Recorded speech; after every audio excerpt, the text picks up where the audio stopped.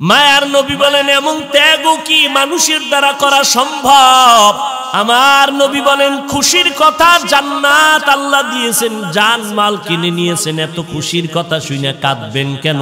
আবু বকর বলে নবী আপনি জানেন আমি একটা দোকান দেই, কাপড়ের ব্যবসা করি। আমার দোকানে আজকে সকালবেলা একজন মহিলা এসে দাঁড়ায় গেল, নারী মহিলা ঈশা আমার দোকান থেকে অনেক দিন আগে একটা কাপড় কিনে নিয়েছিল, সেই কাপড়টা ফিরায় দিয়া গেল। আমি বিদায় বেলা মহিলাকে বলেছিলাম আম্মা জান কাপড় দিয়া ফেরত দিলেন কেন অতদিন পর? মহিলা ডাক দিয়া বলে ভাইজান কাপড়টা নিয়েছি, পছন্দ হয় না, এজন্য ওই সময় দেওয়া উচিত ছিল, ব্যস্ততা আসতে পারি নাই, আজকে ফিরায় দিলাম, টাকা নিয়ে গেলাম। আবু বকর বলেন ও পয়গম্বর, আপনার সোহবতে যে আল্লাহ দয়া করে জান্নাত দিয়েছেন, হাসরের ময়দানে আসামির কাঠগড়ায় যখন আল্লাহ দাঁড় করায় দিবেন, আল্লাহ বলবেন আবু বকর আমার জান্নাতটা পাওয়ার জন্য তুমি কি কাজ করেছো পেশ করো। আমি আবু বকর যদি বলি আল্লাহ আপনার সন্তুষ্টির জন্য জান্নাতের আশায় আমি নামাজ পড়েছি, তারাবি পড়েছি, জিকির তেলাওয়াত করেছি রে নবী আল্লাহ। আল্লাহ পাক যদি বলে ফেলেন ও আবু বকর তোমার নেক আমল, নামাজ রোজা হজ যাকাত তেলাওয়াতের সব আমল ফিরায় নাও, আমার জান্নাত তুমি আমারে দিয়া দাও। আমি যদি বলি আল্লাহ আপনি ফিরাইয়া চাইলেন কেন? আল্লাহ যদি বলে আবু বকর তোমার নামাজ আমার কাছে পছন্দ হয় নাই, ওই মহিলা যেমন কাপড় নিয়ে ফিরাইয়া দিছে কাপড় পছন্দ হয় নাই। আল্লাহ যদি বলে ও আবু বকর তুমি যে জিকির করেছো আমার পছন্দ হয় নাই, তুমি যে তেলাওয়াত করেছো আমার পছন্দ হয় নাই, যেইভাবে তেলাওয়াত করলে আমি খুশি হইতাম ওইভাবে তেলাওয়াত করতে পারো নাই, যেইভাবে সেজদা দিলে আমি আল্লাহ খুশি হইতাম ওইভাবে সেজদা দিতে পারো নাই, যেইভাবে জিকির করলে আমি আল্লাহ খুশি হইতাম ওইভাবে জিকির করতে পারো নাই। এখন তোমার জানমাল তুমি নিয়ে যাও, আমার জান্নাত আমারে ফিরাইয়া দাও। সাথে সাথে অর্ডার হয়ে যাবে, জাহান্নামের ফেরেশতা আমার হাতে হ্যান্ডকাপ লাগায় দিবে। ও নবী আমি একটা সেকেন্ডের জন্য জাহান্নামের গরম সহ্য করতে পারবো না, সূর্যের গরম সহ্য করতে পারবো না। ও নবী আপনিই তো বয়ান করিয়া বলেছেন হাসরের ময়দানটা বড় ভয়ঙ্কর হবে। আম্মা জান আয়েশা রাদিয়াল্লাহু তাআলা আনহা বলেন একদিন দেখি আমার মায়ার নবী আমার হুজরায় বসে বসে বসে বসে গুনগুন করে কান্না করেন। আমি আয়েশা প্রশ্ন করলাম পয়গম্বর আপনি কেন কান্না করেন? আমি আয়েশা কোনো বেয়াদবি করছি নাকি নবী? আমার নবী বলেন আয়েশা তুমি কেন বেয়াদবি করবা? বলে নবী আমার তো বয়স অনেক কম, 6 বছরে আপনার সাথে আমার বিবাহের বন্ধন হলো, 9 বছরে আমি আপনার ঘরে আসছি, 18 বছরের সময় নবী দুনিয়ার থেকে বিদায় নিলেন। আমার এই 9 বছর আপনার ঘরের মধ্যে আমি বিচরণ করতেছি। 9 বছর বয়সে আপনার ঘরে আসার পরে আমি কি বুঝবো? কোনো ভুল হতেই পারে, এই ভয়ে আমি কান্না করেন কিনা আমার বেয়াদবির কারণে? নবী বলেন না না ও আয়েশা আমি কান্না করার কারণ হাসরের ভয়ঙ্কর অবস্থার কথা আবার মনে পড়ে গেল। আম্মা জান আয়েশা বলেন নবী কেমন ভয়ঙ্কর অবস্থা হবে হাসরের মাঠে? মায়ার নবী চোখের বাড়ি ছেড়ে বলেন আয়েশা হাসরের ময়দানে সমস্ত নবী পয়গম্বর সব হাসরের মাঠের মানুষগুলো কিয়ামতের হুঙ্কার যখন শুরু হয়ে যাবে, হাসর এই জমিনটাই হবে কিয়ামতের মাঠ, সিরিয়ার জমিন হবে আমার আল্লাহর বিচারালয় আদালত, আমার আল্লাহ হবেন বিচারক। হাসরের ময়দানে মানুষগুলো উলঙ্গ দাঁড়াবে,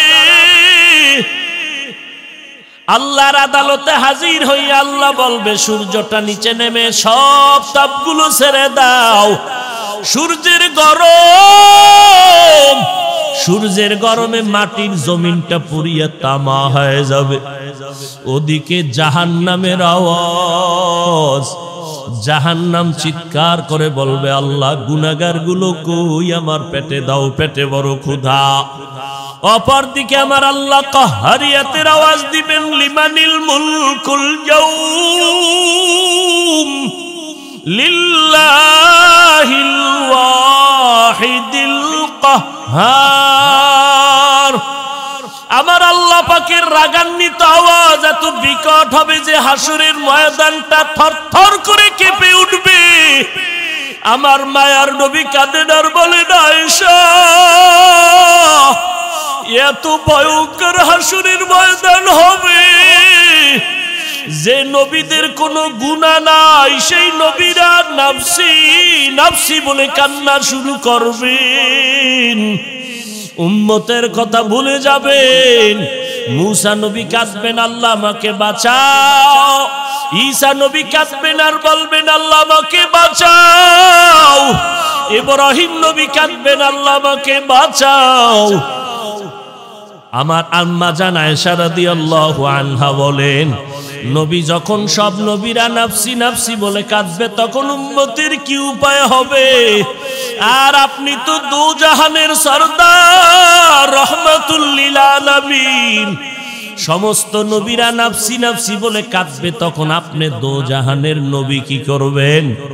মায়ার নবী কান্না করে বলে, আয়েশা,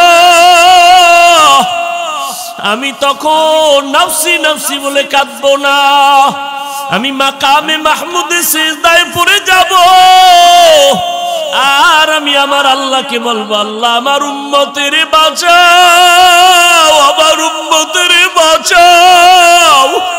আমার একটা উম্মত যেন জাহান্নামের আগুনে না যায়, কারণ আমার উম্মতের জন্য আমার মায়া। আমার উম্মত যদি জাহান্নামে যায়, আমি জান্নাতের দরওয়াজায় যাব না।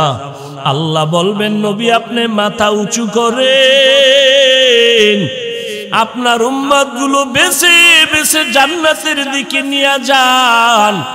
আম্মা জান আয়েশা বলে, নবী কোটি কোটি কোটি সহস্র কোটি মানুষের মধ্যে আপনার উম্মত গুলো কেমন করে বাছাই করবেন? মায়ার নবী বলেন, ও আয়েশা, বকরির বলো পাল, এই গরুর পাল বকরির পালে যদি কারো সাদা রেখা থাকে, ওইটা চিনা সহজ কিনা? বলে হ্যাঁ। নবী বলেন, ও আয়েশা, হাজার কোটি কোটি মানুষের মধ্যে আমার যারা খাস উম্মত হবে, আমার যারা আদরের উম্মত হবে, পাঁচ বেলার অজু বানাইয়া যারা নামাজের মুসাল্লায় যাবে, এদের অজুর অঙ্গগুলো নূরের আলোর দ্বারা ঝলমল করতে থাকবে। আমি নবী দেখে দেখে বাছাই করে করে জান্নাতের দরওয়াজায় নিয়ে যাব। ও নবীর উম্মতের দল, আল্লাহর দরবারে আমলের বড় দাম।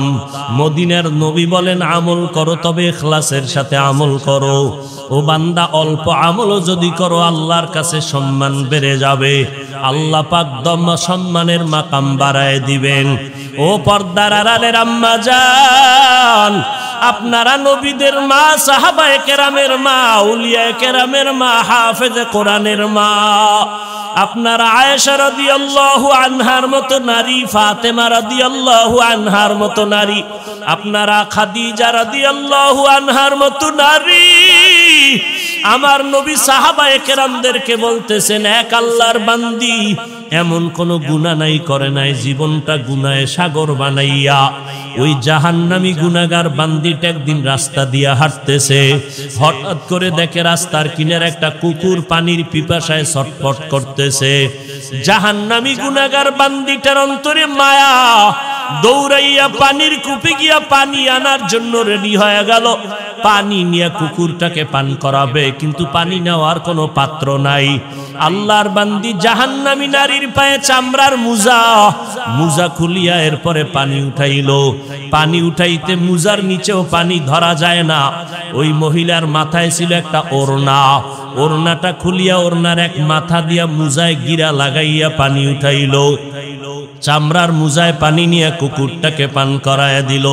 মদিনার নবী বলেন, ও সাহাবায়ে কেরাম, এই জাহান্নামী গুনাহগার বান্দিটা যখন পানি পান করায় দিল কুকুরকে, গায়েবী আওয়াজ আসা শুরু হয়ে গেল, ও জাহান্নামী নারী, তোমার এই অল্প আমল এর বিনিময়ে তোমার জীবনের সব গুনাহগুলো মাফ হয়ে গেল। এখন তোমাকে জান্নাতের খাতায় নামটা উঠাইয়া দেওয়া হলো। ও আল্লাহর বান্দিরা, ও আল্লাহর বান্দারা, ও যুবক, অল্প আমল নাজাতের যথেষ্ট, তবে কোন দিনে আমল কবুল হবে জানা নাই। এই জন্য আমলের দরজা বন্ধ করা যাবে না। আর একজন আল্লাহর বান্দি জীবন ভর নেক আমল করলো, কিন্তু জীবনের শেষে একটা ছোট্ট অন্যায় করেছে, যেটা সামান্য। একটা বিড়ালকে ঘরের খাঁচায় আটকাইয়া খানাও দেয় নাই, কোথাও খাওয়ার সুযোগও দেয় নাই। ওই বিড়ালটা ধুকে ধুকে ক্ষুধার তৃষ্ণায় মরিয়া গেল। মদিনার নবী বলেন, ও সাহাবায়ে কেরাম, ওই মহিলার জীবনের আমলের পরে শেষ জীবনে সামান্য একটা অন্যায় করার কারণে গাইবি আওয়াজ আসলো, ও নারী, তোমার এই একটা ভুলের কারণে জীবনের সব নেক আমলগুলো বরবাদ হয়ে গেল। ও নবীর উম্মতের দল, এই জন্য নবী হাদিসে বলেন, ছোট ছোট আমলকে ছোট মনে করে ছাড়িও না। কারণ আল্লাহ যদি ছোট একটা আমলে ক্ষমা করিয়া দেয়, তোমার আমার কাছে ওই ছোটটাই অনেক বড় হয়ে যাবে। আর ছোট ছোট অন্যায়কে ছোট মনে করে করিও না রে বাবা। কারণ ছোট একটা গুনার কারণে যদি আমার আল্লাহ বেজার হয়ে যায়, তাহলে হাজারো বড় অন্যায় থেকে ছোটটাই আমার কাছে বড় হয়ে যাবে। ও আল্লাহর বান্দারা, এই বরকতের মাস রজব, সামনে শাবান, তারপরে রমজান। আল্লাহর কাছে তওবার জন্য তৈরি হয়ে যাও। শয়তানের ধোকায় তো গুনাহ করিয়াই ফেললাম। জান্নাতের চিঠি পাইয়া আবু বকরের মতো বান্দা যদি কান্না করে কাটাইতে পারে, আপনার আমার চোখে কেন পানি নাই? একমাত্র কারণ গুনার কারণে দিলটা শক্ত, এই জন্য চোখে পানি আসে না। দিলটা নরম করার, কান্না আসার একটা মেডিসিন আছে, তাহাজ্জুদের নামাজ। ভোর রাতে মাওলার দরবারে আমলের জন্য চোখের পানি আসবে, দিল নরম হবে। কারণ আমার আল্লাহ জোহর, আসর, ফজর, মাগরিব, এশায় প্রথম আসমানে আসেন বলেন নাই। আল্লাহ বলেন, আমি এমন একটা রাত নাই যেই রাতে প্রথম আসমানে আসি না। সেই রাতের প্রথম ভাগ, মাঝের ভাগ না শেষের ভাগে আমি প্রথম আসমানে আসি। আল্লাহ তো আসেন না, কুদরতের নজর দিয়া তাকায় থাকেন। কোন বান্দা আমি মাওলারে ডাকতেছে এই ভোর রাতে? আমার আল্লাহ কয়, বান্দা তোমার কি প্রয়োজন বলো, আমি দিয়ে দিব। সাহাবায়ে কেরাম যদি ভোর রাতে কাঁদতে পারেন, তাহাজ্জুদ পড়তে পারেন, আমরা কেন পারি না? ও যুবকেরা, স্কুলে পড়ো, কলেজে পড়ো, চাকরি করো, মোবাইলের গুনাহ থেকে মাওলার কাছে পানা চাও। মোবাইল থেকে নিজেকে হেফাজত করার চেষ্টা করো রে বাবা। আমার মাওলার কাছে কাঁদো, আর চোখের পানি ছাড়ো। মা বাবার দোয়া নিয়ে সামনে আগাও। মা বাবার দোয়া ছাড়াই চেয়ারেও বসতে পারি নাই। মা বাবার চোখের পানি কান্না ছাড়া আলেম হতে পারি নাই। তুমি আজকে টাকার মালিক, বাড়ি গাড়ির মালিক, পরীক্ষায় ভালো নাম্বার পেয়েছো, তুমি জানো না এর পিছনে কার অবদান, কার ত্যাগ তোমার জানা নাই। ওরে, তোমার পেছনে তোমার মায়ের কান্নার আওয়াজ, তোমার বাবার হাড় ভাঙা কষ্ট। ওই মা কত রাত্র ঘুমায় নাই, ওই মা বাবা জীবনটা দিয়া কান্না করে করে তোমাকে আমাকে মানুষ বানায় দিলে। এই চেয়ারে বসার জন্য কত কাঁদাই যে, মা কাঁদলেন, বাবা কাঁদলেন। এখন এত বড় হয়ে গেছি, মানুষ কত সম্মান করে। বাড়িতে গেলে মাঝে মাঝে ঘুমায় যাই, মশারি পর্যন্ত টানানোর খেয়াল থাকে না। সকালবেলা দেখি আমার মাথার উপরে মশারি টানানো, কে আমারে ঘুমের মধ্যে মশারি টানায় দিল? খোঁজ নিয়ে দেখলাম কেউ না। আমার মা বলে, বাবা রাতের গভীরে দেখি মশায় তোমাকে কষ্ট দেয়। আমি মা পাহারাদারি করিয়া মশারি টানায় দিলাম। ও ছাত্র ভাই, ও যুবক, ও বৃদ্ধ বাবাজি, এই ময়দানে জানি না কারা ইয়তীম। কে যেন মা বলে ডাক দিতে পারে না, কে যেন বাবা বলে ডাকতে পারে না। ওই মা বাবার দোয়া আল্লাহর কাছে যাইতে কোনো পর্দা নাই। ও যুবক, কারে জানি মা কয়া ডাকনা দিয়া মায়েরে কাদাইছো। যতই বাহাদুরি করো রে বাবা, ওই মায়ের ঋণ আদায় করা যাবে না রে বান্দা। খাজা মঈনুদ্দিন আজমিরি রহমাতুল্লাহ আলাই মদিনা থেকে ভারতে আসছেন, কালেমার দাওয়াত দিলেন। প্রায় 90 লক্ষ, কেউ কম বেশি বলেছেন, বিধর্মী মুসলমান হয়ে গেল তার হাতে খেদমতের দ্বারা। খাজা মঈনুদ্দিন চিশতি আজমিরি মায়ের কাছে আনন্দ করে, মা আমার হাতে এত লক্ষ বিধর্মী মুসলমান হয়ে গেল। মা বলে, বাবা তোমার আনন্দের কি আছে, এগুলোর পেছন আমি মায়ের অবদান বেশি। মঈনুদ্দিন বলে, মা তোমার অবদান কি বলো? মা বলে, ও সন্তান, তুমি আমার গর্ভে যখন আসছো, আমি মা এক রাত ঘুমাই নাই। আমি মালিকের সেজদায় পড়ে মালিকের ডাকছি আর দোয়া করেছি, আল্লাহ তুমি আমার গর্ভের সন্তানটাকে কুতুবুল আলম বানায় দাও। ও খাজা মঈনুদ্দিন, তুমি যখন দুনিয়াতে আসছো, আমি মা তোমাকে দুগ্ধ পান করাইছি। আল্লাহর কসম, যতদিন তোমাকে আমি দুধ পান করাইছি রে মঈনুদ্দিন, একটা ফোঁটা দুধ তোমার মুখে আমি বিনা অজুতে দেই নাই। ও পর্দার আড়ালের আম্মা জান, আপনার কি মনটা চায় না এমন একটা সন্তানের মা হয়ে কবরে যাবেন? সন্তান মোনাজাত দিয়া কোরআন পড়ে আপনার জন্য দোয়া করবে, আপনার জানাজার ইমামতি করবে, আপনার জন্য কলিজা ভেঙ্গে দোয়া করবে। আপনার সন্তানের ডাক্তার বানাবেন আলহামদুলিল্লাহ, ইঞ্জিনিয়ার বানাবেন আলহামদুলিল্লাহ, বাধা নাই। তবে আপনার সন্তানটাকে কোরআনওয়ালা বানায় যান, কোরআন পড়ায় যান। আপনি মা আদর্শ দিয়া সন্তানকে আদর্শওয়ালা বানায় যান। আপনার সন্তানের ব্যবহারে যেন আলেম ওলামারা কষ্ট না পায়, আপনার ব্যবহারে যেন এলাকার মুরব্বীরা কষ্ট না পায়, আপনার সন্তানের আচরণে যেন কোনো মানুষ কষ্ট না পায়। আপনি যদি আদর্শ দিতে পারেন, সন্তান আদর্শওয়ালা হয়ে যাবে।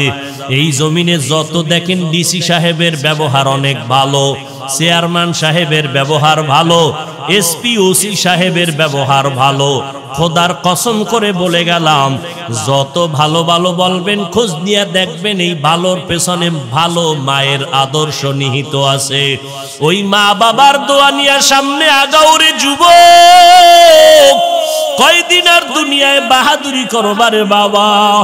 এমন একটা দিন নাই যে যুবকের লাশের খবর নাই।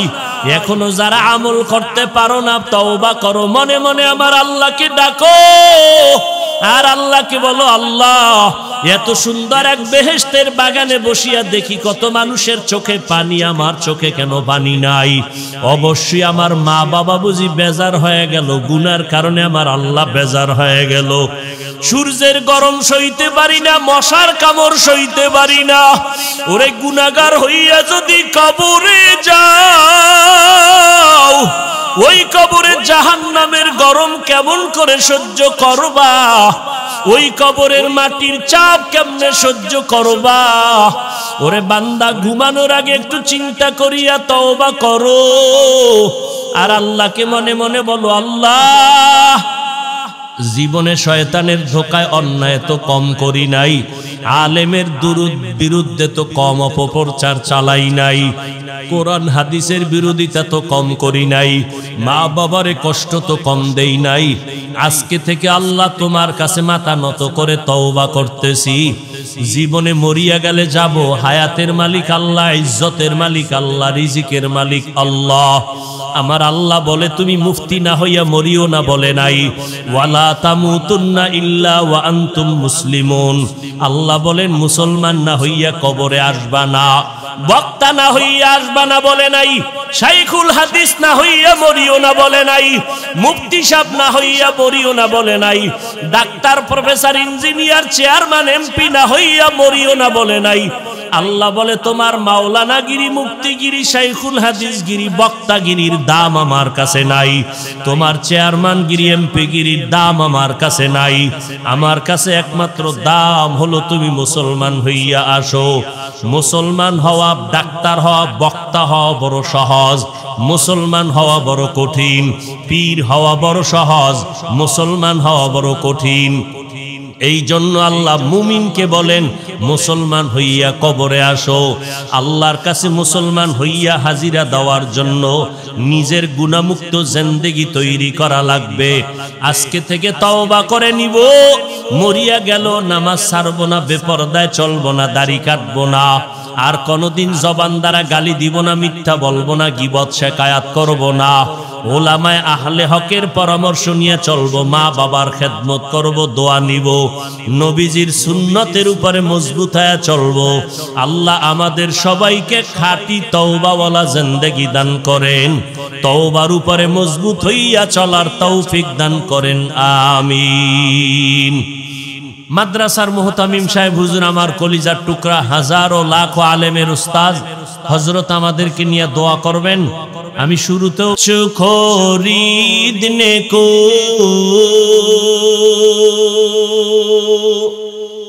जैसे हो रोशन मेरे कल्बो रूहो, आए थे हम कुछ न कुछ खरीदने को, जैसे हो रोशन मेरे कल्बो रूहो, वरना कोई चारा दो जहां में नहीं, वरना कोई चारा दो जहां में नहीं। जिंदगी में बंदगी तू कर नहीं, जिंदगी में बंदगी तू कर नहीं, जिंदगी में बंदगी शर्मिंदा है, जिंदगी में बंदगी शर्मिंदा है। दुनिया में हो दुनिया का तलबगार ना हो,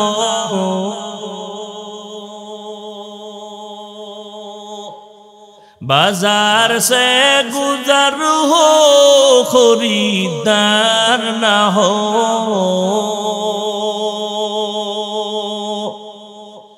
दुनिया में हो दुनिया का तलबगार ना हो,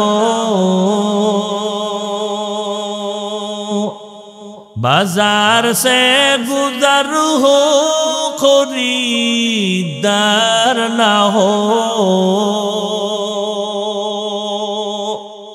ये दुनिया एक मिसले कागज फूल है, ये दुनिया एक मिसले कागज फूल है, जिंदगी में बंदगी तू कर नहीं, जिंदगी में बंदगी तू कर नहीं, जिंदगी बे बंदगी शर्मिंदा है, जिंदगी बे बंदगी शर्मिंदा है, जिंदगी बे बंदगी शर्मिंदा है। वल अस्र इन्नल इंसान लफी खुस्र इल्लल्लज़ीना आमनू व अमिलुस्सालिहात। इन्नल इंसान लफी खुस्र इल्लल्लज़ीना आमनू व अमिलुस्सालिहात। इल्लल्लज़ीना आमनू व अमिलुस्सालिहात। इल्लल्लज़ीना आमनू व अमिलुस्सालिहात। इल्लल्लज़ीना आमनू व अमिलुस्सालिहात। इल्लल्लज़ीना आमनू व अमिलुस्सालिहात। যেখানে ঈমানের বয়ান সেখানে আমলের বয়ান। অথচ যারা বলে আমলের কোনো প্রয়োজন নাই, এরা ইসলামের ব্যানারওয়ালা আহলে বাতিলের অন্তর্ভুক্ত। আমল से जिंदगी बनती है, जन्नत भी जहन्नम भी, ये खाक अपनी फितरत में न नारी है न नूरी। আমলের দ্বারা মানুষ জান্নাত পাবে, মানুষ জাহান্নামে যাবে। আমল বাংলা অর্থ কাজ। কাজের আরো একটা আরবি শব্দ আছে ফেলুন, মানিও কাজ। আমল এমন কাজ যেটা আখিরাতের সাথে সম্পৃক্ত, সওয়াবের সাথে সম্পৃক্ত। ফেল এমন কাজ যেটা দুনিয়ার সাথে সম্পৃক্ত। আমল এমন একটা কাজ যেটা করলে ক্রিয়া শেষ হয় না, শুরু। ফেল এমন একটা কাজ যে কাজটা করা মাত্র তার ক্রিয়া শেষ। এই আমল দুই প্রকার, নেক আমল আর বদ আমল। ফরজ, ওয়াজিব, সুন্নাত, মুস্তাহাব, জায়েদা, মুআক্কাদা সব নেক আমল। গুনাহে সগীরা, গুনাহে কবীরা, শিরক ও বিদআত, কুফর, নাজায়েজ, অবৈধ, এগুলো সব হলো বদ আমল। মাকরু, তাহরিমি, তানজি বদ আমল। এই বদ আমল আবার দুই প্রকার, ফাহশা আর মুনকার। ইন্নাস সালাতা তানহা আনিল ফাহশাই ওয়াল মুনকার ওয়া লাযিকরুল্লাহি আকবার। নিশ্চয়ই নামাজ মানুষকে সমস্ত পাপাচার থেকে ফিরায় দিবে। নামাজ ফাহশা ও বদ আমল, মুনকার ও বদ আমল। ইন্নাল্লাহা ইয়া'মুরুকুম বিল আদলি ওয়াল ইহসান ওয়া ইতাই যিল কুরবা ওয়া ইয়ানহা আনিল ফাহশাই ওয়াল মুনকারি ওয়াল বাগই ইয়া'iযুকুম লা'আল্লাকুম তাযাক্কারুন। ফাহশা ও বদ আমল, মুনকার ও বদ আমল, দুই বদ আমলে ব্যবধান হলো কিছু কিছু বদ আমল আছে যেটা বুঝতে পারে বিবেক দ্বারা, দলিল পর্যন্ত যেতে হয় না। আবার এমন কিছু বদ আমল আছে যেগুলো দলিল ছাড়া সমাধান নাই, বুঝে আসে না। যেগুলো দলিল ছাড়াই বুঝে আসে এটা বদ আমলের নাম ফাহশা। যেগুলো দলিল ছাড়া সমাধানের পথ খোলা যায় না, এর নাম মুনকার। যেমন মিথ্যা কথা বলা বদ আমল না নেক আমল? কি ভাই, কথা বলতে হবে। বদ আমল, এটা বুঝার জন্য দলিল লাগবে। মিথ্যা কথা বলা বদ আমল, বুঝতে দলিলের প্রয়োজন আছে। বিবেক আমাকে সিগন্যাল দিয়ে দিছে মিথ্যা বড় বদ আমল। কারণ দুনিয়ার কোনো বেঈমান, কোনো মুমিন এই মিথ্যা পছন্দ করে না। মা মিথ্যা বলবে, বাবা বলবে, সন্তান মেনে নেয় না। সন্তান মিথ্যা বলবে, মা বাবা মেনে নেয় না। যদিও দলিল আছে, দলিল পর্যন্ত যাওয়ার প্রয়োজন নাই। মিথ্যা কথা বলা মহাপাপ। আল্লাহ দলিল মওজুদ রেখেছেন, ওয়াইলু ইয়াউমা ইযিল লিল মুকাজ্জিবিন, ওয়াইলু ইয়াউমা ইযিল লিল মুকাজ্জিবিন।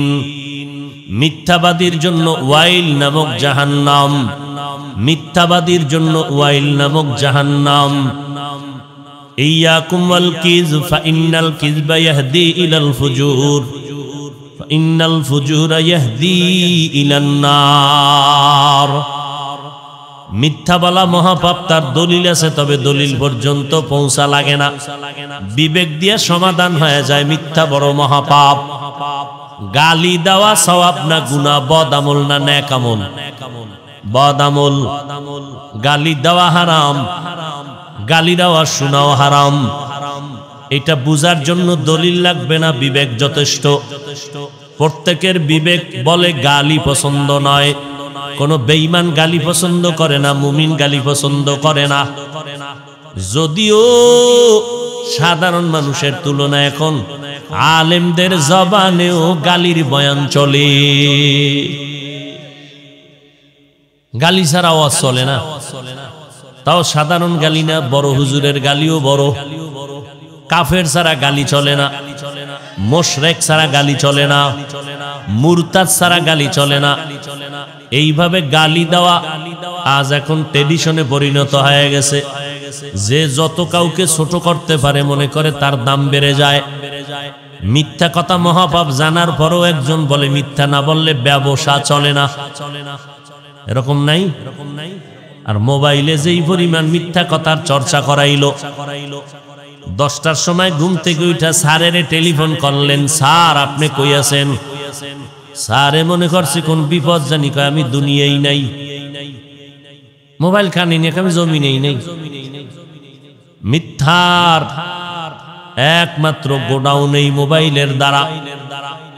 গালি দেওয়া মহাপাপ, তবে এটা বদামল, ফাহশা। বদামলের আর এক প্রকার হলো মুনকার। যেই মুনকার বদামল বুঝার জন্য বিবেক যথেষ্ট না, দলিলের প্রয়োজন হয়। যেমন সিজদা করা। সিজদা করা এটা সওয়াব না গুনাহ? কথা বলেন না কেন ভাই? বুঝে শুনে বলেন। সিজদা করা সওয়াব না গুনাহ? নেক আমল না বদামল? নেক আমল। কেউ যদি সিজদাটা পীরের কদমে লাগায় দেয়, আমার কথা কয় না। কেউ যদি বট গাছে সিজদা দেয়, কেউ যদি মাজারে আর কবরে সিজদা দেয়, গুনাহ বদামল? বলেন বলেন। আচ্ছা, যারা সিজদা দিচ্ছেন এরকম আশেক আমাদের দেশে আছে না নেই? বলেন তো, তারা কি গুনাহ মনে করে সিজদা দেয় না সওয়াব মনে করে? আপনি যদি ধমক দিয়া বলেন বন্ধ কর তোর সিজদা, বলে কেন? কয় শিরক। এটা কি? শিরক। ও আপনাকে পাল্টা প্রশ্ন করবে, দাঁড়া, শিরিক যে বললি কারণ দলিল দে। আপনি দলিল দিলেন ইবাদতের জন্য আল্লাহ ছাড়া অন্য কাউকে সিজদা দেওয়া হারাম। দলিল দিছেন নি? কথা কয় না। দিছেন। সে বলে তোর দলিল থাম। এবার আমার জবাব নে, আমরা যারা পীরের কদমে সিজদা দেই, মাজারে দেই, এটা ইবাদাতান সিজদা দেই না, তাজিমান সিজদা দেই, সম্মানের সিজদা। এমন নাউজুবিল্লাহ পরে বলেন, আগে বুঝেন। আপনি প্রশ্ন করলেন তুমি যে সম্মানের সিজদা দাও, দলিল? দলিল নিবি, চেঁচামেচি করো কেন? 1 নাম্বার দলিল, ইয়া আদম উসজুদু লি আদম, ও ফেরেশতারা আদম রে সিজদা করো। ফাসাজাদু ইল্লা ইবলিস, সব সিজদা করলো, ইবলিস সিজদা করে নাই। আদমকে সিজদা করেছে সবাই, সম্মানের সিজদা। ফেরেশতারা যদি নূরের তৈরি হইয়া আদমের সম্মানের জন্য সিজদা দেয়, আমরা পীরের কদমে আর মাজারে দিলে সমস্যা কোথায়? দলিল তো টাইট। এই মৌলবী, শরীয়তের মোল্লারা, কয়েক টাকার এলেম আছে তোমার? দ্বিতীয় দলিল শুনে নাও, ইন্নী রাআইতু আহাদা আশারা কাওকাবান ওয়াশ শামসা ওয়াল কমার রাআইতুহুম লি সাজিদিন। ইয়াকুব নবী তার স্ত্রী ইউসুফ নবীর আরো 11 ভাই মিলিয়া মিশরে গিয়া ইউসুফ নবীর কদমে সিজদা করেছেন, সম্মানের সিজদা। দলিল দিয়ে আপনাকে বস করে দিল। এখন টাটকা 2টা দলিল দিছে। এখন এটারে ঠাডা ভাঙ্গা দলিল না দিলে আগানো যাবে না। এবার একজন ভালো আলেম লাগবে, আমলওয়ালা আলেম, যার কথার ভিতরে কলবে ধাক্কা লাগে।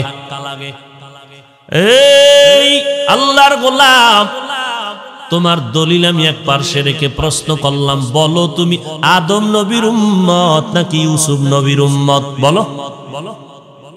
বর্তমানে কোন আশেক বলবে কি আমি আদমের উম্মত, ইউসুফের উম্মত?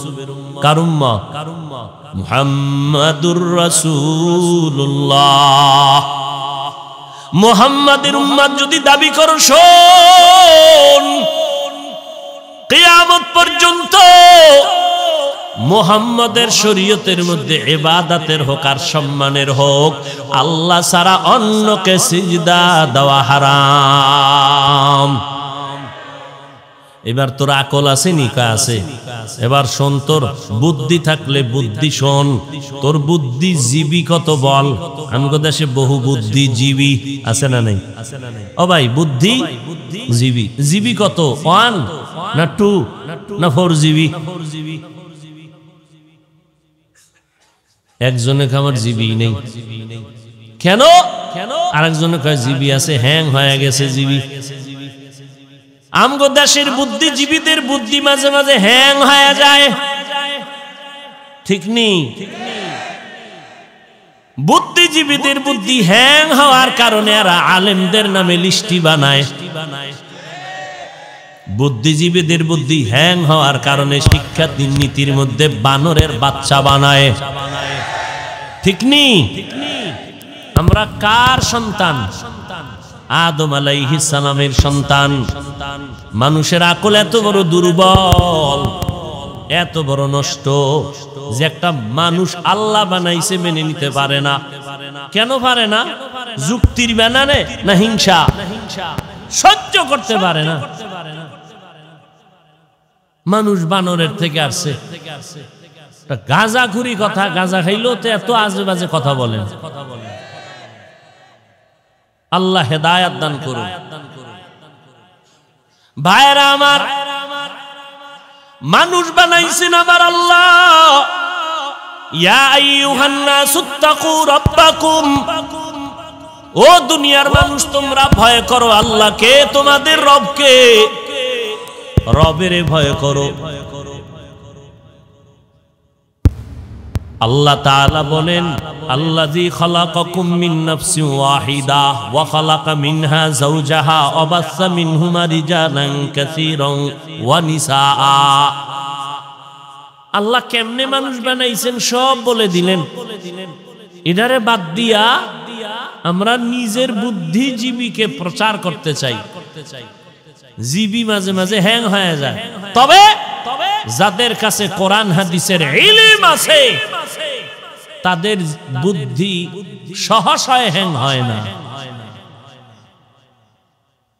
যদি তারা হকের উপরে থাকে, মদিনার আদর্শের উপরে থাকে। তবে কিছু কিছু কিছু কিছু ইলমওয়ালাদেরও বুদ্ধি হ্যাং হয়ে যায়। কেন?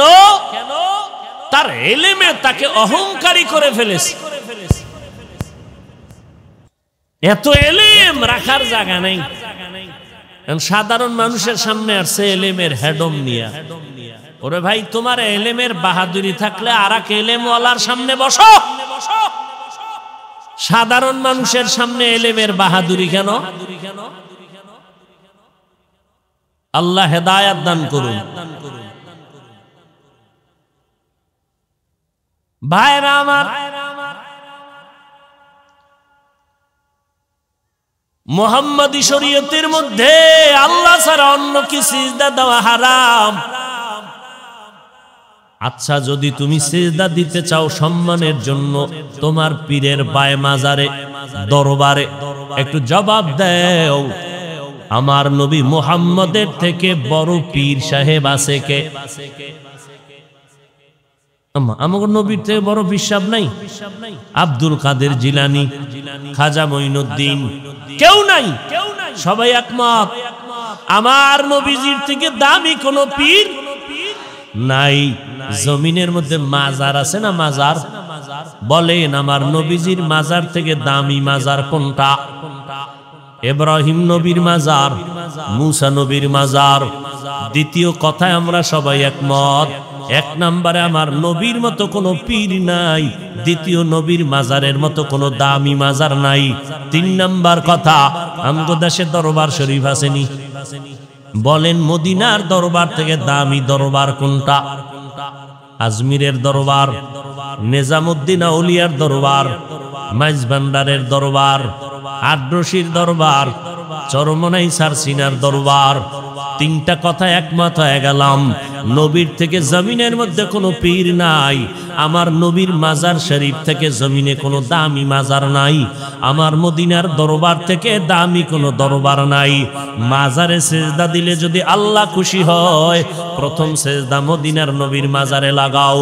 দরবারে গরু আর উট কাটলে যদি সওয়াব হয়, মদিনার দরবারে আগে বড় গরু নিয়ে জবাই করো।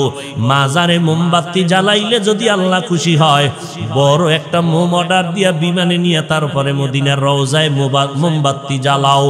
বলো জাতি জানতে চাই, মদিনার নবীর মাজারে আর মদিনার দরবারে সেজদা চলেনি, মোমবাতি জ্বলেনি, গরু জবাই চলেনি।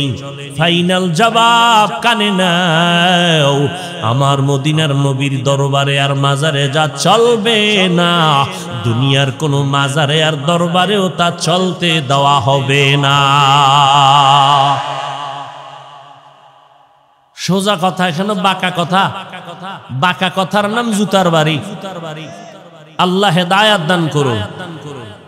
ভাইরা আমার, আল্লাহ বলেন নেক আমল করো। কি পরিমাণ নেক আমল করবা? মদিনার নবী বলেন বেশি আমলের দরকার নাই, তবে আমল যেটা করবা যেন ভালো আমল হয়ে যায়। আমলের মতো আমল করবা ভালো, যে আমলটা করবা জান্নাতের দরজা খুলে যাবে। আখলিস দীনাকা ইয়াকফিকাল আমালুল কলিল, অল্প আমল করো জান্নাতের দরজা খুলে যাবে যদি আমলের মধ্যে আমার ইখলাস পাওয়া যায়। ইখলাস মানে খালিসান লিওয়াজহিল্লাহি তাআলা, আমি যা করব সব আমার আল্লাহর সন্তুষ্টির জন্য। আল্লাহর সন্তুষ্টির জন্য তুমি ব্যবসা করো, এই ব্যবসা তোমাকে জান্নাতে নিয়ে যাবে। আল্লাহর সন্তুষ্টির জন্য তুমি চাকরি করো, ওই চাকরি তোমাকে জান্নাতের পথে নিয়ে যাবে। আর আল্লাহর সন্তুষ্টি বাদ দিয়া যদি তাহাজ্জুদ দ্বারাও কোনো লাভ হবে না। এরে নবীর উম্মতের দল, আমল একের পিঠে শূন্য দিলে যেমন একের মান বেড়ে যায়, ইমানের পিঠে আমল লাগায় দাও, ইমানের মান আরো বেড়ে যাবে। সাহাবায়ে কেরামদের থেকে বড় মুফতি সাহেব, বড় বুজুর্গ, বড় মুহাদ্দিস, বড় মুফাসসির জমিনে কেউ নাই, আসবেও না। আবার এই সাহাবায়ে কেরামের মধ্যে 10 জন সাহাবা জান্নাতের টিকিট পেয়েছিলেন। ওই 10 জন সাহাবা জান্নাতের টিকিট পাওয়ার পর নাকে তেল লাগাইয়া ঘুমানোর কথা ছিল আমগো বাঙালির মতো। কি বাঙালি যদি নামাজ পড়ে কোন রকম, এর মধ্যে কি বাপ মনে করে সবাই আমারে সালাম দিবে, আমি দিব কেন? আমি নামাজি। বেনামাজির সি সি করে তাড়ায় দেয়। ধাক্কা দিয়া তাড়াইয়া দেওয়া সহজ, বুকে লাগাইয়া আল্লাহর ঘর পর্যন্ত নেওয়া বড় কঠিন। সাহাবায়ে কেরাম জান্নাতের টিকিট পাইয়া নিশ্চিন্তায় ঘুমাবে। লঞ্চে যাবেন বরিশাল থেকে ঢাকা, কেবিন একটা ভিআইপি কেবিন পাইছেন, টিকিট ওকে। তার তো কেউ টেনশন নাই, যারা পায় না এরা লাইনে দাঁড়ায় রয়েছে, মারাত্মক অবস্থা, না ঘুম না খাওন, টিকিট পাই নাই। আর যে পাইছে তার কোনো চিন্তা নাই, বাঙালি তো দিছে ঘুম। ঘুমের থেকে উঠে দেখে 9টার লঞ্চ, ঘুমের তো উঠছে 11:30টায়, উঠে দেখে লঞ্চ গেছে গিয়া সে চাঁদপুরের কাছে। এ হলো বাঙালির অবস্থা। আর সাহাবায়ে কেরাম জান্নাতের টিকিট পাইয়া ইবাদত আরো বাড়ায় দিলেন। পয়গম্বর বলতেছেন, আমি দেখতেছি মসজিদে নববীর মধ্যে কান্নার আওয়াজ। কে কান্না করে? কিসের আওয়াজ? নবী বলেন, আমি তাকায় দেখি আমার সাহাবী আবু বকর নামাজে দাঁড়ায় কাঁদতেছি। নামাজ শেষে নবী বললেন, আবু বকর নামাজের ভেতরে দাঁড়াইয়া কেন কাঁদেন? আবু বকর বলে, পয়গম্বর হাসরের ময়দানের কথা মনে পড়ে গেছে, এই জন্য কান্না করি। বলে, কেমনে মনে পড়ে গেল? আবু বকর বলেন, পয়গম্বর নামাজে দাঁড়াইয়া কোরআনে হাকিমের ওই আয়াত আমি বারবার পড়তেছিলাম, ইন্নাল্লাহা আশতারা মিনাল মুমিনিনা আনফুসাহুম ওয়া আমওয়ালাহুম বিআন্না লাহুমুল জান্নাহ। আল্লাহ বলেন আমি মুমিনের জান মাল কিনে নিয়েছি, বিনিময়ে মুমিনকে জান্নাত দিয়েছি। নবী কয় এটা তো খুশির কথা, কাঁদলেন কেন? আল্লাহ মুমিনের জান মাল নিয়েছেন, বিনিময়ে মুমিনের জান্নাত দিয়েছি। এটা খুশির কথা না? খুশির কথা না? আবু বকর কাঁদে। আবু বকরের এত দাম কেন? ইজা জাআ নাসরুল্লাহি ওয়াল ফাতহ ওয়া রাআইতান নাসা ইয়াদখুলুনা ফি দীনিল্লাহি আফওয়াজা। সুসংবাদ আমার নবীর জন্য, দলে দলে দলে দলে বিধর্মীরা কালেমার পতাকা তলে ঢুকতেছে, খুশির খবর। সাহাবায়ে কেরামের মনে আনন্দ, কিন্তু আবু বকরের চোখে পানি। আবু বকর খুশির আওয়াজ পেয়ে কেন কাঁদো? আবু বকর বলে আমি কাঁদতেছি ইজাজা সূরা দিয়ে আমার আল্লাহ আনন্দের খবর দিয়া ইশারা দিছে মদিনার নবী আর জমিনে থাকবে না। এই জন্য আবু বকর আল্লাহর কাছে এত দামি। মদিনার নবী বলেন, ও সাহাবায়ে কেরাম যুদ্ধে যাব, দান করো, দান করো, প্রাণ পুরে দান করো। আবু বকর মনে মনে খুশি, দান করবেন। ওমরের মনটা আনন্দিত, আজকে এত বেশি পরিমাণ দান করবেন, নবীর দোয়াটা আলাদা পেয়ে যাবেন। ওসমান রাদিয়াল্লাহু তাআলা আনহু আনন্দে আনন্দে বাড়ি যায়, আমি বেশি দান করব, নবীর দোয়াটা আলাদা পেয়ে যাব। হযরত আলীও দান করবেন, মনে খুশি আমি আজকে বেশি দোয়া পাবো। আবু বকরের ভয়, আমার তেমন সম্পদ নাই, আমি কেমনে নবীর সামনে দাঁড়াবো। সবাই যার যার সাধ্যমতো সম্পদ দিয়ে নবীর সামনে হাজির হয়ে গেলেন। ওমর দান করলেন, উসমান দান করলেন, আলী দান করলেন, আবু বকর দান করলেন। নবী বললেন, আলী কি পরিমাণ দান করলেন? নবী এই পরিমাণ, উসমান এই পরিমাণ, ওমর অর্ধেক দিয়ে দিলাম। আমার নবী বলেন, আবু বকর আপনি দেন। নবী বলেন, কোনো পরিমাণ নাই, আমার ঘরে আমি ঝাড়ু দিয়া যা পেয়েছি সব আমি আপনার কাছে দিলাম। আপনি নবী ছাড়া আর আমার আল্লাহ ছাড়া আমি আবু বকরের কেউ নাই। আবু বকর এই কথা বলতে সাহাবী ওমরের মাথা নত হয়ে গেল, ওসমানের মাথা নত। এত পরিমাণ সম্পদ দিয়েও বুঝি নবীর কলিজার দোয়াটা পাইলাম না।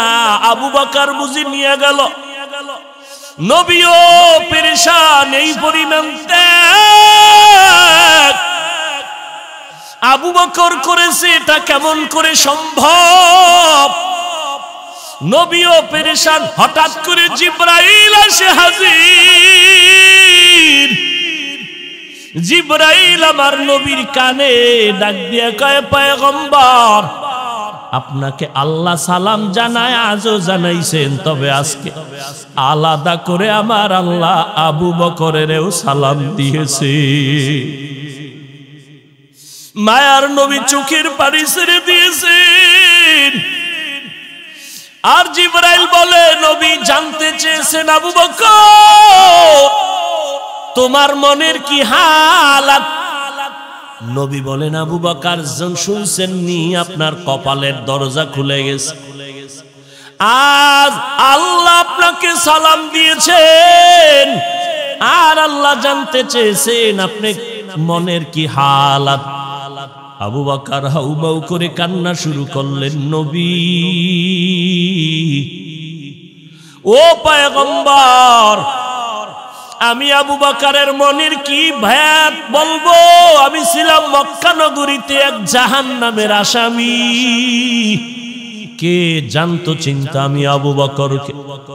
আজ আপনার সোহবতে আসার পর আমার আল্লাহ আমাকে সালাম পাঠাইছেন, এর থেকে পাওয়ার আর আবার কিছুই নাই রে নবী। কে সে আবু বকর? সারাটা রাত যদি শুধু আবু বকরের ঘটনা বলি শেষ করা যাবে না রে বাবা। জান্নাতের টিকিট পাইয়াও আবু বকর নামাজে দাঁড়ায় কাঁদতেছেন। নবীর জীবনে দুইটা সফর হয়েছে, একটা আনন্দের আর একটা কান্না। এক সফর আসমানে আর এক সফর জমিনের ভেতরে। আবু বকর জমিনের সফরের সাথী আবু বকর মায়ার নবী হিজরতের রাতে ঘর থেকে বের হইয়া ডাইরেক্ট আবু বকরের ঘরে গিয়া দাঁড়ায় সালাম দিলেন। আস্তে করে দেওয়া মাত্র দরজা খুলে গেল। আবু বকর দরজা খুলে দিলেন, সালাম দিলেন। নবী আশ্চর্য হয়ে বললেন, আবু বকর আপনি কি ঘুমান নাই? আবু বকর চোখের পানি ছেড়ে বলেন, পয়গম্বর আপনি বহু আগে আমার কানে আওয়াজ দিয়েছেন হিজরতের পথে আমি আপনার সঙ্গী হব। আল্লাহর জাতের কসম আমি যত ব্যস্ত থাকি না কেন রাতের বেলা একটা সেকেন্ডের জন্য ঘুমাই না, কানটা লাগায় অপেক্ষায় থাকি কখন মদিনাওয়ালা নবী আমাকে এসে ডাক দিবে, আমি রসুলের সাথে সাথে সাথে বের হয়ে যাব মদিনার পথে। আলহামদুলিল্লাহি রাব্বিল আলামিন والصلاة والسلام على سيد الأنبياء والمرسلين وعلى آله وأصحابه أجمعين। নবীজি হাদিসে বলেছেন, যারা দোয়ার শুরুতে তিনবার মুহাব্বতে ইয়া আরহামার রাহিমিন পড়বে তাদের দোয়া আল্লাহ খালি ফেরত দিবেন না। ইয়া আরহামার রাহিমিন, ইয়া আরহামার রাহিমিন, ইয়া আরহামার রাহিমিন। রব্বিরহামহুমা কামা রব্বায়ানি সগীরা। আল্লাহুম্মা ইন্নাকা আফুউন কারীম তুহিব্বুল আফওয়া ফা'ফু আন্নী। اللهم إنا نسألك رضاك والجنة ونعوذ بك من سخطك والنار. اللهم إنا نعوذ بك من البرص والجنون والجذام وسيء الأسقام. ربنا ظلمنا أنفسنا وإن لم تغفر لنا وترحمنا لنكونن من الخاسرين. ربنا آتنا في الدنيا حسنة وفي الآخرة حسنة وقنا عذاب النار. ربنا وآتنا ما وعدتنا على رسلك ولا تخزنا يوم القيامة إنك لا تخلف الميعاد. बता हमको तेरे राह की तरफ है, तेरे राह पर चला हमको खुदाया. बेगुनाह न गुज़श्त बरमा साअते बाहुज़ूरे दिल न कर दम ताअते. या इलाही मुझसे मुझको दूर कर ताकि देखो मुझ में तुझको एक नजर. ইয়া আল্লাহ আমরা গুনার বোঝা মাথায় নিয়ে 3 দিন মাহফিলের শেষ এমন এক সময় আপনার দরওয়াজায় হাজির, যেই সময় আপনার বান্দাদের বাড়িওয়ালাদের দরজা বন্ধ, আপনার রহমতের দরজা বন্ধ না রে আল্লাহ। আমরা উলামায়ে কেরাম হাত তুলছেন, এই ময়দানে কত সাদা দাড়িওয়ালা হাজী সাহেবরা হাত তুলেছেন, কত ব্যবসায়ী, কত চাকুরিজীবী, কত যুবক, কত ছাত্র ভাই, পর্দার আড়ালের কত মা বোনেরা হাত তুলেছেন। আয় আল্লাহ আমরা বিনয়ের সাথে তওবার নিয়তে হাত তুলেছি, দুনিয়াতে যেদিন আসছিলাম কত আনন্দ, মা বাবা কত খুশি, পবিত্র জীবনটা পেয়েছিলাম। আজকে দুনিয়ায় শয়তানের ধোকায় পড়ে গুনাহ করে করে জীবনটা নষ্ট করে ফেলেছি। গুনার দিকে তাকায় দেখি গুনার দ্বারা আমার হাত দুইটা নাপাক, গুনার কারণে আমার চোখ নাপাক, আমার জিহ্বা নাপাক, আমার অন্তর নাপাক।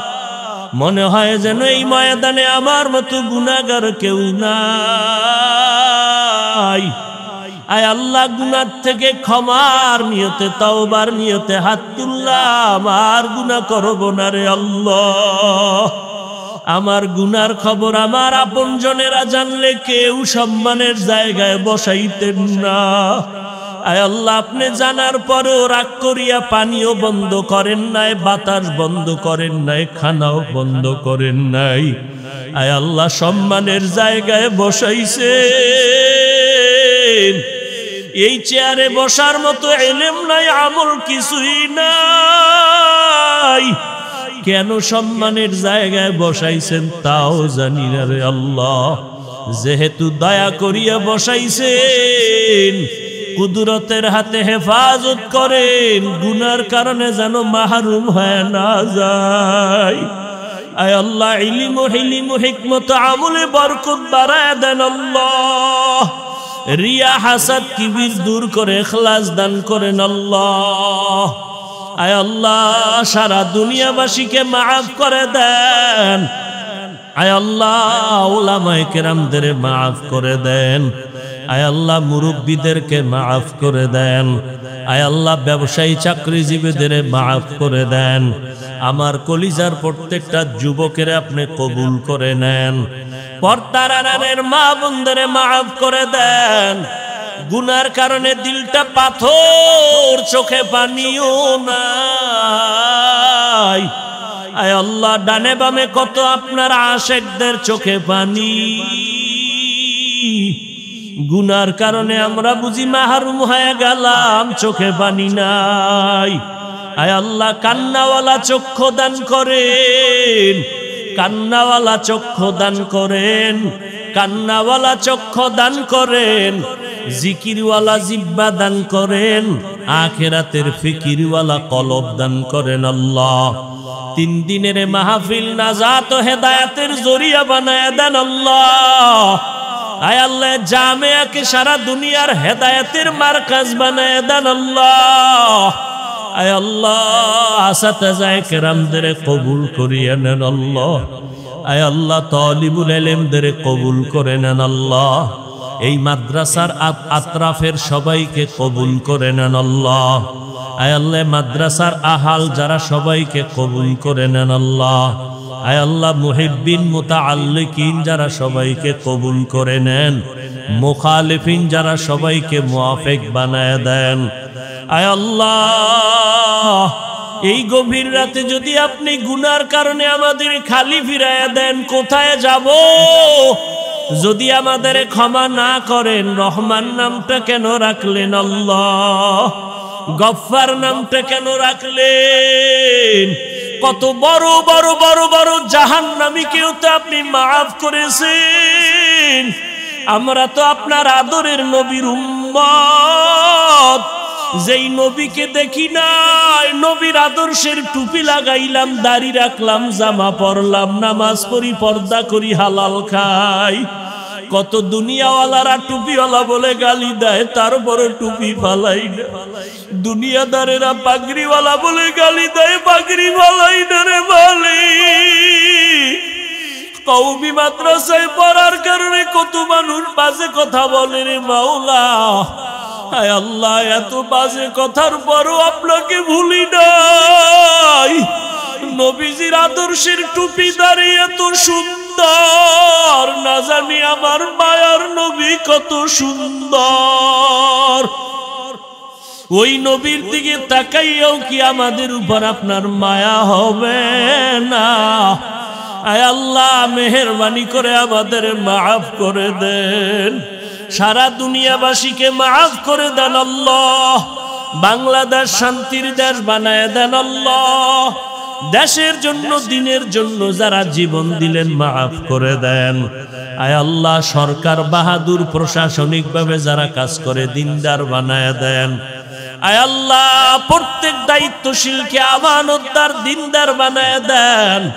মুসলমানের এই জমিনে যারা বিশৃঙ্খলা সৃষ্টি করতে চায় তাদের হেদায়াত দান করেন। হেদায়াত যদি না থাকে কুদরতের হাতে দমন করে দেন আল্লাহ। আয় আল্লাহ, পর্দার আড়ালের মা বোনদেরে আবেদা বানায় দেন, সন্তানগুলো নেককার বানায় দেন। প্রত্যেক মা বাবাকে আদর্শ নেককার সন্তানের মা বাবা বানায় দেন। আয় আল্লাহ, সমস্ত মাদ্রাসা মসজিদগুলো কবুল করে নেন। আয় আল্লাহ, মাদ্রাসা মসজিদের প্রয়োজন গায়বী খাজানা থেকে ব্যবস্থা করে দেন আল্লাহ। অন্যান্য শিক্ষা প্রতিষ্ঠানগুলো নবীর আদর্শের আদলে কবুল করে নেন। আয় আল্লাহ, আমাদের ঈমান আমলের শক্তি বাড়ায় দেন, বাতিলের মোকাবেলায় বিজয় দান করেন, ইসলামের ব্যানারওয়ালা দুশমন থেকে হেফাজত করেন, আহলে হক উলামায়ে কেরামের বিজয় দান করেন, আদবওয়ালা বিনয়ী জিন্দেগি দান করেন। আয় আল্লাহ, মেহেরবানি করে দিলের নেক আশাগুলো পূরণ করে দেন। আমরা যারা হাত তুলেছি জানি না কার মা নাই, কার বাবাও নাই। আয় আল্লাহ, এতিমের মতো এখানে হাত তুলেছেন। ও সন্তানেরা, ওই মা বাবার চেহারাটাও কি মনে পড়ে না? ওই মা বাবার জন্য কি অন্তরে মায়া হবে না? যেই মা বাবা তোমাকে আমাকে মানুষ বানাইতে গিয়া কত কান্না কাঁদলেন। মা বাবায় জীবনটা কষ্টে কাটাইছেন, অন্যের বাড়ি কাজ করে করে কষ্ট করে মা বাবা মানুষ বানায় গেলে। কত সময় আব্বা জানের মনে চাইতো একটা ইলিশ মাছ কিনিয়া খানা খাবে, কিন্তু টাকা ছিল না যে কিনিয়া খাবে। মা কত মনে চাইছিল ফল খাবে, টাকা নাই, কিনতে পারে নাই, খেতেও পারে নাই। আজকে তুমি সন্তান, তোমার ফ্রিজে মাছ গোশত আর ফলের অভাব নাই, কিন্তু কি লাভ হবে? যারা এত আফসোস করে গেলে তারা আজ কবরে শুয়ে গেল।